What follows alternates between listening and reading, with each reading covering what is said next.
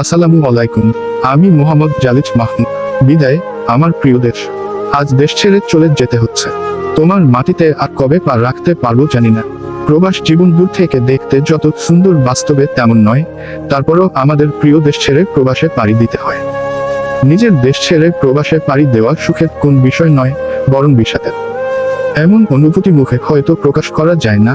আর সবাই আমার মা বাবার জন্য দোয়া করবেন। আল্লাহ যেন আমার বিদেশ যাওয়ার যাত্রাটা সফল করে। অনেক মিস করব সবাইকে। সবার সাথে কাটানোর সময়গুলোকে অনেক আনন্দের ছিল। অপেক্ষায় থাকলাম আবারও আড্ডা হবে কোনো একদিন ইনশাআল্লাহ। দোয়া করিস আমার প্রবাস জীবন যেন সুখের হয়। অনেক মিস করবো রে বন্ধু তোদের। আমার কোলে আমার ছোট কাকার মেয়ে ও আমাকে অনেক ভালোবাসে। আমি বাসায় আসলে দাদা দাদা বলে আমার কাছে চলে আসে।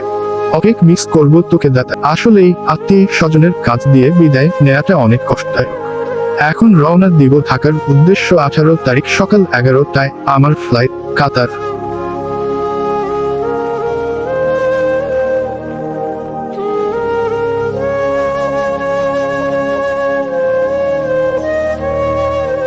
তারিখ সকাল 6:07 আমরা বিমানবন্দরের দিকে রওনা দিলাম।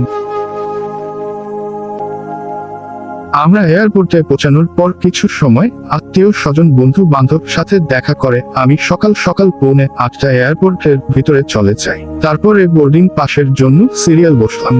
বোর্ডিং পাস হতে পেয়ে ইমিগ্রেশনের জন্য ভিতরে চলে গেলাম।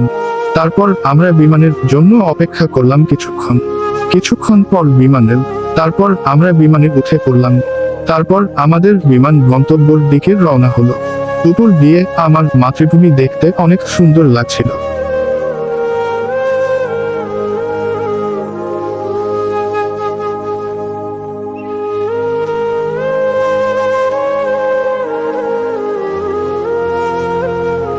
আমি আর আমার চাচাতো ভাই কাতারের উদ্দেশ্যে রওনা হই।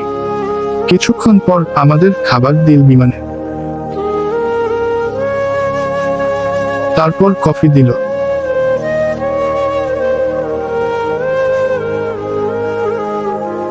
এখন আমাদের বিমান 38,000 ফিট উপরে আছে।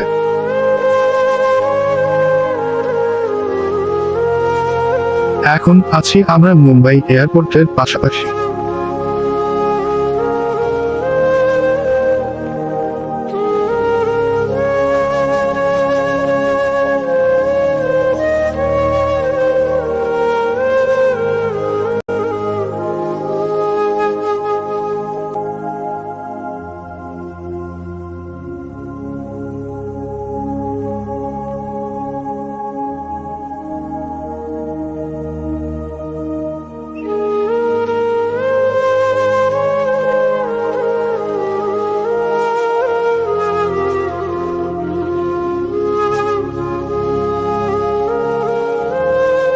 রাত 2:20 সময় আমরা মুম্বাই এয়ারপোর্টে ল্যান্ড করলাম।